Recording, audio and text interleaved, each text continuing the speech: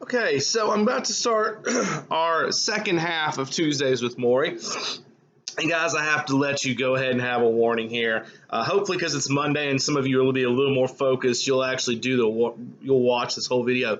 This one's probably going to be a longer one because not this first chapter, but the second one, the Professor Part Two, and the other one, the Day 7. We talk about the fear of aging, are two that have so much material I love discussing in them.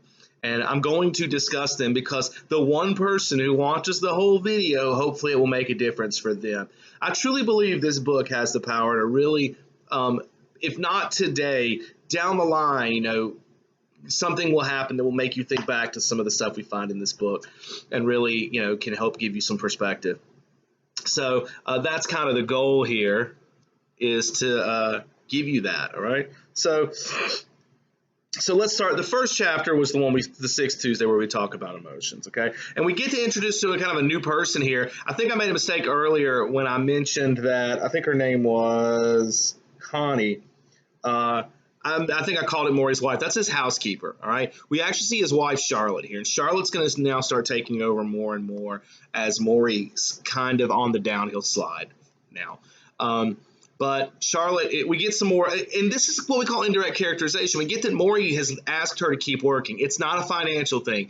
It's because he wants her to have separation from him at home, dying. He wants her to have a life outside of that because she's going to have that soon because he's going to be gone. He's already thinking about her and her well-being, which is nice.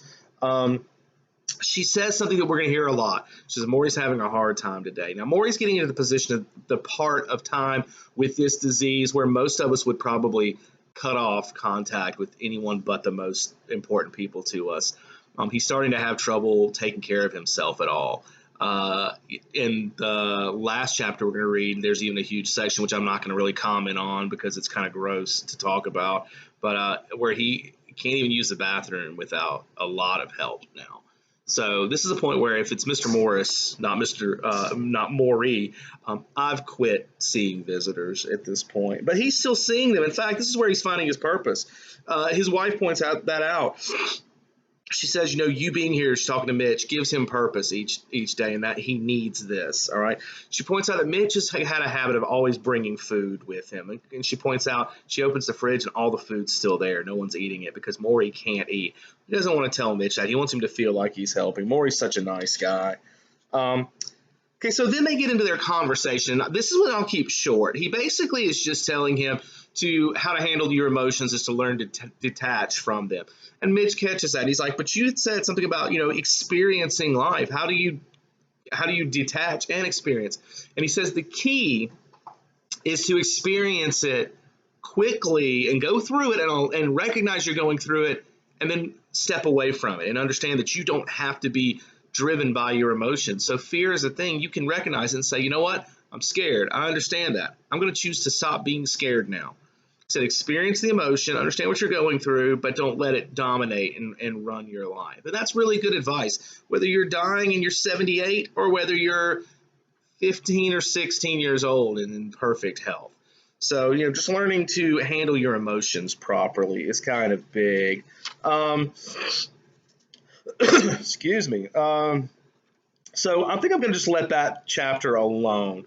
The last little part is Morrie's practicing this because he wants to make sure that when time comes to die, that he is aware and that he's fully in control of himself and isn't dying in a state of fear. That's like his biggest concern, to be honest with you, okay? So this chapter is not really super meaningful, okay? It does teach some good advice. We do need to learn to be less driven by our emotions, okay? If you guys watched the other video I sent out today, the one about the weekly plan for all of us, I have the health issues I have because I let a lot of times emotion run wild in me. And so, I probably should learn a lot more from this chapter. Now, we get to the second one part of this, and this one has got so much that we need to talk about. So early in the book, we had the Professor Part 1. That kind of gave us Morrie's childhood. Now we're getting Morrie after college in his early career. And Morrie begins by working in a mental ward in a hospital in the 50s. Now, Don't know if you guys know much about it from like watching maybe movies or something, but mental wards in the 50s and 60s were not great places. There wasn't a lot of good patient care going on. It was really a place for people to hide things they didn't want to deal with. So Morrie's doing something new. He's observing patient behavior and charting things and trying to figure out ways that, they can help these patients beyond just giving them a place not to hurt themselves. One of the really cool, and this is such a Morrie thing, the part we know now, none of you were surprised by this. It says every day, he's talking about one of the patients, every day she did the same thing, came out in the morning, lay on the floor, stayed there until the evening, talking to no one, ignored by everyone. It saddened Morrie. He began to sit on the floor with her, even lay down alongside her, trying to draw her out of her misery. Eventually, he got her to sit up and even to return to her room. What she mostly wanted, he learned, was the same thing that many people want, someone to notice she was there. So little details about that, like Morrie, are kind of, at this point, this is what we've been expecting to do. This lady that lays on the floor every day, he just went and sat with her and laid down too. And he said he realized that no matter what, these people just want to know they're there. And this is part of why he becomes a teacher. You guys are that way a lot, and so are my colleagues. I have colleagues come in sometimes and talk to me who just need to vent and talk about what's going on in their lives and just want somebody to listen, and that's totally fine. I think a lot of people don't want to come to me and talk to me about that because they don't want to burden me. But you know what? I'm not Morrie. Okay, I'm not trying to say me and him are similar. We're not. I wish I was a third of as good a person as he is, but in this way I am. I like hearing from you guys. I like being able to sit and talk to you. I like being able to help you with problems. That is why I got into teaching. I spent 6 years as a youth minister and then realized that in teaching you don't have a choice. You have to come to class. You can get mad at me and quit coming to church. You had to come to class. So that was important for me. So Morrie does that. He points out that one of the big things he took away was these people were unhappy and that he learned that most of them came from wealthy backgrounds. He said their wealth did not buy them happiness and contentment, and that's a lesson he never forgot. That's a lesson we all should learn. Life doesn't get easier just because you have a big bank account. Parts of it do. Parts of it get harder, and it doesn't guarantee happiness, and he realized that, which is another reason why he decided teaching was fine for him. It wasn't going to be a big wealth spot, but it was going to be a place to make him feel fulfilled. All right. Now, the next part he talks about when he first starts teaching, and apparently the college he taught at, Brandeis, especially in the 60s, was the spot if you were a radical thinker. Several of the people they mentioned in the book, like Abby Hoffman, are, if you know anything about the history of the 60s, are some of these huge revolutionaries and questionable people, some of them. Let me just go ahead and tell you.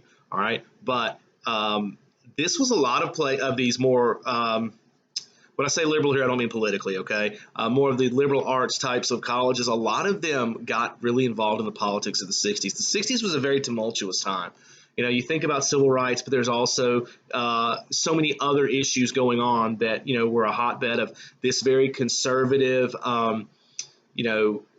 church on Sundays and Wednesdays, say your prayers, eat your vitamins types of culture that was changing into this counterculture, which was a lot more free and open and, I'm not saying that's better, but a lot more what aimed at the more liberal side of life. So there's this big clash going on, and he's in the middle of it in the colleges. And so, but their faculty got involved in stuff. They went to civil rights protests with their students and did things like this. So he found himself getting really close with students. They say at one point during Vietnam, they were going to, it says, professors learned that students who did not maintain a certain grade point average could lose their deferments and be drafted. So they decided not to give any grades so the kids wouldn't do that. The government came back and said, well, we're going to take them anyway if you do that. If they don't have grades, then we're going to take them. So Morrie's solution was, let's just give everybody A's. And that's what they did. Some of you are like, I wish that would happen to me. That's a stupid thing to say. You'd rather go, Vietnam was a horrible time. And for you to say, oh, man, I wish I could get free A's, and a bunch of people die for it, that makes you a bad person. So if any of you were thinking it, bury it, all right? In class, I always have some knucklehead bust out with, man, too bad that's not happening here. And it makes me have to walk out of the room because it just drives me up a wall. Now, this next part is really kind of, and now we still haven't gotten to the part I really want to talk about. I'm just going to sum up. They have another great example of during the civil rights issue where some of the black students on campus kind of hijacked a building, and it was a chemistry building, and there was a lot of fear that they might be making bombs and stuff like that. And Morrie's walking by one day, and one of the guys that has taken over this building recognizes Morrie. and says and invites him in to talk to him about what's going on. And Morrie diffuses this entire like national situation. It's crazy the way people saw this guy and what they thought of him.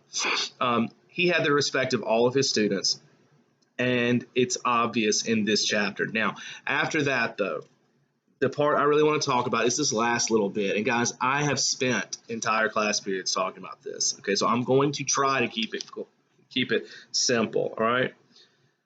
It says at Brandeis, he taught classes about social psychology, mental illness, and health group processes. They were light on what you'd call career skills and heavy on personal development. So, first note, college is not just about, it's not job training purely, okay? It is an element of it. But guys, a lot of people say, why do I have to take English classes when I get to college? I want to be a nurse, so I should just take nursing classes. Well, then you should go to a vocational school. College is not a vocational school.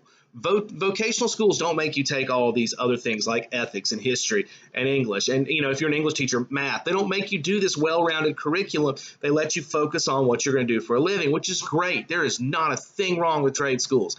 College is not that. College is about personal development as well as training you for the job. It's not training you for the job. It's training you to be an adult. And being an adult is more than your job. So you can't just say that's all that matters. It says because of this, business and law students today might look at Morrie as foolishly naive about his contributions. How much money did his students go on to make, and how many big-time cases did they win? That is an attitude that makes me want to vomit. All right? And guys, I know a little bit about vomit here lately with all my stomach issues. This is disgusting that people feel this way. The only way you can be measured by is by how much money you make. Is a cultural thing about this country that makes me despise that element, not the country, but that element. Why you guys buy into that is stupid. Several of you wrote things on your questions last week about the importance, because one of the questions came up around this topic about how you can't just do things you love. You have to do things that make money because you have to get by and you have to be able to support yourself. It costs a lot less to support yourself than you think it does. A six-figure job is not what you need to support yourself and your family. It is if you want to spoil them, but you can still survive if you're smart with your money. You don't have to, to pick a place to live that's not super expensive. Pick a place that's got public transportation. You don't have to have a car. You don't have to eat the most expensive stuff. Man, this quarantine has taught me to eat on a budget. We were able to eat 5 days worth of food. Now, this may be why I'm sick. We were able to eat 5 days worth of food on less than $30 in a family of 4. All right, you can support yourself, and you can actually support yourself fairly well without this like super high paying job that makes you hate your life. All right, but we think that support yourself means have the big house, have 3 cars, have go out to eat 3 times a week, and you guys need to be a little bit more clear on what supporting yourself and your family really means, and maybe not see it the way you are. It says, then again, how many business or law students ever visit their old professors once they leave? Morrie students did that all the time. And in the final months, they came back to him, hundreds of them, from Boston, New York, California, London, and Switzerland, from corporate offices and inner-city school programs. They called, they wrote, they drove hundreds of miles for a visit, a word, or a smile. I've never had another teacher like you, they all said. And that right there is one of the key points of this book for me that made this matter to me. Because you know what? That's what it's about as a teacher, is about down the road, are my kids going to remember my lessons? Are they going to come back? Are you going to care that I taught you what the Pythagorean theorem is and be like, man, I'm so glad I know that? No, you're not. And that doesn't mean that math teachers can't have a massive impact on their students, because they can, and they do. But the point he's making is, if all you're doing is preparing people to make money in the real world, then you're not impacting them as much as you think. All right. And Morrie wanted to impact people, and he did. And guys, the part of this book you don't have that I'm going to read you at the end that I will cry through, I'm going to just go ahead and say it, explains how much impact he truly has had. And it's a lot more than some law professor who, may have a bunch of Fortune 500 people out there, or, that's businesses, but he may have a bunch of like super wealthy people out there who never think about him and couldn't give you his name again if you asked. All right. Sorry, like I said, I'm going to rein myself in. I'm not going to get off on a tangent about, how money is not your defining factor in life. I'm not going to do it. Let's look at the seventh Tuesday, okay? And this is when we talk about fear of aging. This one on the surface seems like the sixth Tuesday. It seems like, not really much going on. But if you, I mean, you can't see my notes, but like this page here, I've got, instead of highlighting or something, I just put an arrow down it because the whole thing's important. All right. So let me read this part to you. It says, later that day, we talked about aging, or maybe I should say the fear of aging, another of the issues on my what's bugging my generation list. On my ride home from the Boston airport, I had counted the billboards that featured young and beautiful people. There was a handsome young man in a cowboy hat smoking a cigarette, two beautiful young women smiling over a shampoo bottle, a sultry-looking teenager with her jeans unsnapped, and a sexy woman in a black velvet dress next to a man in a tuxedo, the two of them snuggling up to a glass of scotch. Not once did I see anyone who would pass for over 35. I told Morrie I was already feeling over the hill, much as I tried desperately to stay on top of it. I worked out constantly, watched what I ate, checked my hairline in the mirror. I had gone from being proud to say my age because of all I had done so young to not bringing it up for fear I was getting too close to 40 and therefore professional oblivion. So right away, and there's more of this we're going to read, but right away, Mitch points out something that I never thought about until I read this book. When you look at advertising, advertising is everyone in advertising. You would think if you were an alien that came to this planet and all the knowledge you had of us was our commercials, you would think everyone here was 30 years and younger. The only things that are marketed to people over their 30s are things that are specifically age related, like Metamucil or, doctor related stuff or pills, medicines. It's like almost, and in fact, this is the way it is. There's jokes about it in sitcoms. I was watching, I guess it was The Office, where they were trying to sell those triangle-shaped phones. And when old people came in, they started panicking because they were going to ruin the brand. Because you know how it is, if old people do something, it automatically isn't cool. Think about social media. When I was in college, Facebook was cool. All the, younger people used it. Today, that's for your grandma. All right. Then, same thing with Twitter. Twitter, was okay. Now it's kind of that's for, older people. And right now, Instagram and Snapchat are really big. But once your grandma starts using Snapchat, that's going to quit being cool. And youth are going to pivot to something new that's for them. It seemed like aging is a bad thing, and nobody wants to get older. We have a billion-dollar industry designed at keeping you young, and it's disturbing. Our fear of aging is in this country is it's a scary thought that people feel this way. It says, Morrie had aging in better perspective. All this emphasis on youth, I don't buy it, he said. Listen, I know what a misery being young can be, so don't tell me it's so great. All these kids who came to me with their struggles, their strifes, their feelings of inadequacy, their sense that life was miserable so bad they wanted to kill themselves. In addition to all their miseries, the young are not wise. They have very little understanding about life. Who wants to live every day when you don't know what's going on? When people are manipulating you, telling you to buy this perfume and you'll be beautiful, or this pair of jeans and you'll be sexy, and you believe them, it's such nonsense. Man, look at that. That is such a powerful two-paragraph section. He's pointing out what's so great about being young. And I'm going to add to it. What's so great about being young? You have very little control over your life. You have next to no resources. You lack wisdom, like he said, and yet this is what we all should be looking for? No, what you have is you have your health. You're able to eat like crap and still look like $1 million. Congratulations. But the rest of the world should, and a lot of the world does. I want you to understand this. This is I wouldn't say uniquely American, but it's a very American idea that youth should be praised, age should be reviled. We don't want to get old. But the fact is, a lot of countries have processed that older people are wise. They've been through a lot. They have insight that you don't as young. It has gotten worse generation by generation in our country. More and more you think your parents and older people don't know anything. They don't know what it's like to be me. We do. Now, we don't know every in and out of it, okay? Your grandparents don't know what it's like to be constantly under surveillance with, everything you do ending up on the internet, all right? They don't understand that. They know what it's like to be a teenager and go through the same stuff you do, struggling with school, struggling with relationships, struggling to find who you are. You're not the first group that went through that. All right, we all have. If you took the time to talk to mom or dad and find out, hey, how did you navigate this, and you actually put some of it into practice, you would be amazed how you learn from their mistakes, and your kids learn from your mistakes, and their kids learn from their mistakes. You'd be amazed how often we'd stop making mistakes. but we don't. We want to make them ourselves. We want to keep making the same mistakes our parents did. And that's why, secretly at night, when my kid, my older son, who's going to be 21 here in a couple of months, when he was a teenager and he did stuff that backfired on him, I secretly would laugh in my room. I wouldn't laugh at his face, sitting in my room laughing like, I told you so. I told you so. If you had listened to me, this wouldn't have happened. And, you can get mad about that all you want, but when you really think about the logic and you step away from it, it's true. There's nothing magical about youth except your health, okay?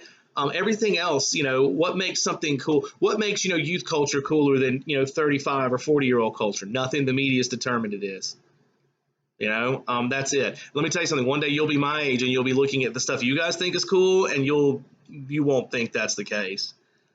You just won't. I mean, guys, I'll give you an example. I grew up a video game person. I still love them. It's embarrassing how much I have spent on video game and video game related stuff.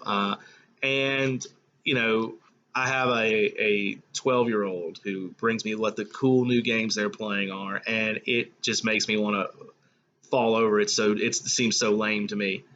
And who gets to decide it's cool, 12-year-olds or me, a guy who's lived through, the early stages of video games, has been through it for years and years and has, let's say 30 years or more than 30 years of experience in this, or a 12-year-old who just happened to see it somewhere. Well, our culture tells you the 12-year-old knows more because he determines what's cool. And that's pretty sad, all right? So Morrie also points out, he says, aging is not just decay, it's growth. It's more than the negative, you're going to die. It's also the positive that you understand you're going to die and that you live a better life because of it. And that's kind of the cool thing. He says, and that's one of the things that I love about that I've made at this point. Guys, in my 20s or 30s, I was terrified of death. I remember being a teenager and being just terrified that something bad was going to happen and the world was going to end. And then I remember getting in my 20s and 30s and just being scared of dying because I have a lot of family members my dad died at 42. I'm 42. A lot of family members who had very bad health problems, who died, the same health problems I have, who died at an early age. And I remember in my 20s and 30s being terrified of that. At 42, I don't care. I know it's coming at some point, and I'm trying to live every day the best of my ability. I keep being a teacher at a small private school where, as far as, me getting national recognition for being a good teacher is never going to happen. And I'm never going to move up and be head of a department. It's a department of 2 people. I'm not going to be able to get my master's probably unless I, find a way to pay for it, because I'm not at a school district that can pay for that. And I don't have this goal of rising up to being, this, my dream had always been to travel around and speak. And I don't know if I'm going to ever be able to do that. I may spend the rest of my life working at Cottage Hill, and that's totally fine because I feel like I'm doing something important, because occasionally one of you will send me a letter and say, hey, this really meant a lot to me.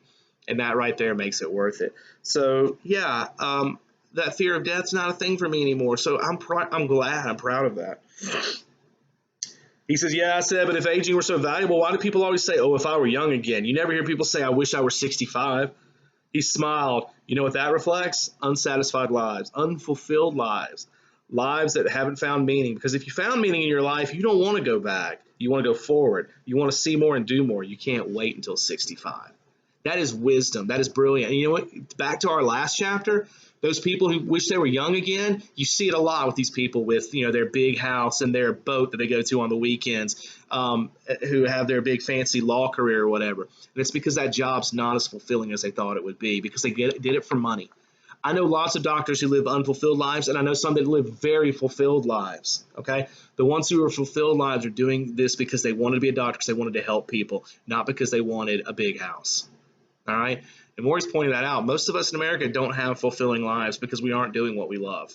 And yes, you can do what you love and still support yourself, all right? Quit lying to yourselves, all right? Now, you need to do something that's your parents can't support you when you're 45, all right? Maybe at that point, that musician's career needs to go away because it's just not what you were intended to do, no matter if you love it or not. Guys, there's not a person around that loves music more than I do, but I'm never going to be a musician. I get to be a teacher, and I get to support my music habit, and that's fun because I still love teaching too. And I can, if I lived by myself on the teaching salary I make, I would have to change some things, but I could still do it. All right, sorry, I'm going back to the other chapter. Look at me. He also says if you're always battling against getting older, you're always going to be unhappy because it's going to happen anyway. And I love that. You know, keep fighting getting old. You're still going to get old. Those days are going to turn. Those years are going to turn, and you're going to get there. Might as well accept it. And then, you know, Mitch Albom points out, he's like, what you're saying makes a lot of sense, but how do you not envy the young? You know, and he looks at Morrie, and it's kind of like, especially Morrie's situation now, where he can't even walk or get up or do anything. At this point, if you read the first part of the chapter, he can't even use the bathroom by himself anymore.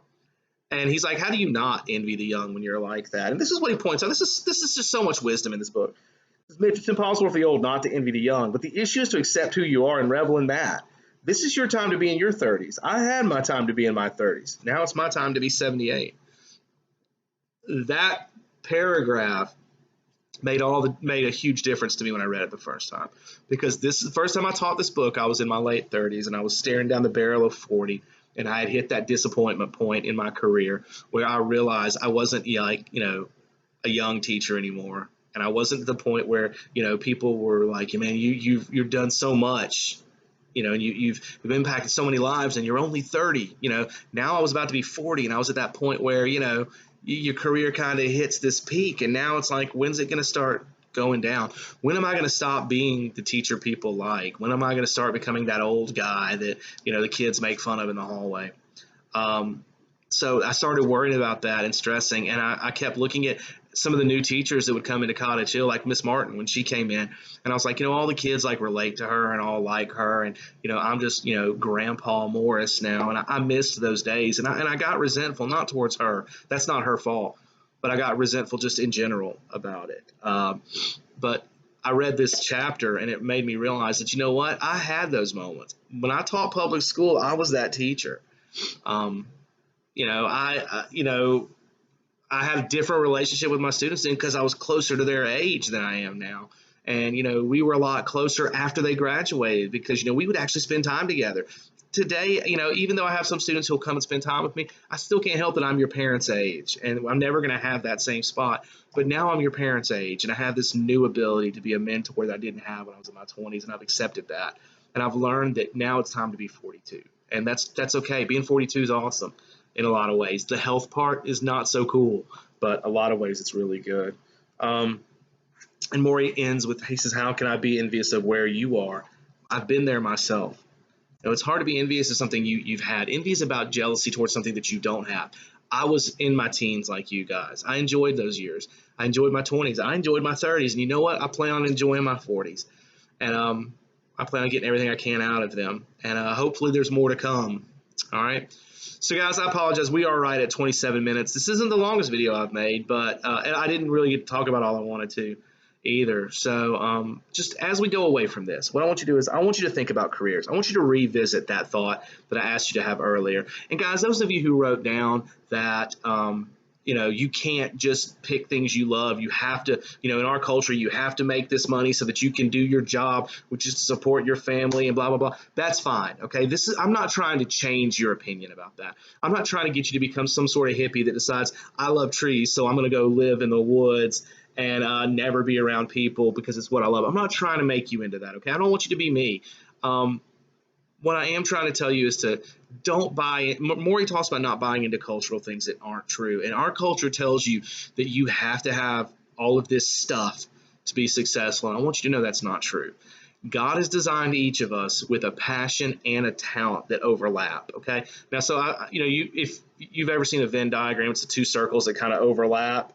You know, I'm having a hard time doing this, but you know, you've got the two circles, and the part in the middle is the overlap. And so you've got your passions and your abilities out here, okay? So for example, in school, I was our top math student. I was really good at math in high school. It came very easy to me. I hated it.